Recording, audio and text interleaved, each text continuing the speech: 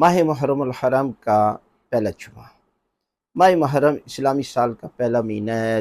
دنیا کے لوگ سال کی ابتدا شراب سے کرتے ہیں، ناچ گانے سے کرتے ہیں، پتہ نہیں کیا کیا گناہ کرتے ہیں، لیکن واحد قوم شیعہ ہے۔ شیعہ نے حیدر قرار ہے کہ جو سال کی ابتدا امام حسین علیہ السلام کے غم سے ان کی یاد بنا کے کرتی ہے، لہذا ان ایام میں ابتدا میں یہ گناہوں کی معافی کے ایام ہوتے ہیں، یہ حر بننے کے ایام ہیں اور توبہ کرنے کے ایام ہیں، امام حسین علیہ السلام سے عشق کے جو ہے وہ ایام ہیں، مودت کے حق ادا کرنے کے ایام ہیں۔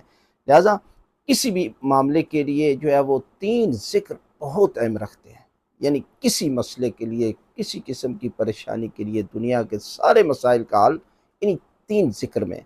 جمعہ کے دن پڑھیں، باقی دنوں میں بھی پڑھ سکتے ہیں۔ ایک ہے لا الہ الا انت سبحانک انی کنت من الظالمین، یہ ذکر ایک تسبیح، درود کی اور استغفار، یہ 3 ذکر ایسے ہیں جو ہر مسئلے کا حل ہے۔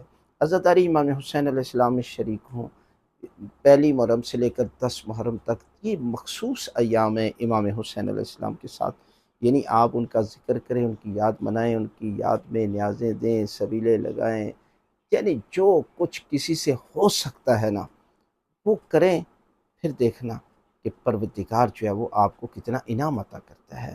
یعنی آپ امام حسین علیہ السلام کے قاتلوں پر بھی لعنت کرتے ہیں تو اللہ کے رسول کے ہمسائیگی میں پروردگار جو ہے وہ آپ کو جنت میں محل عطا کرے گا۔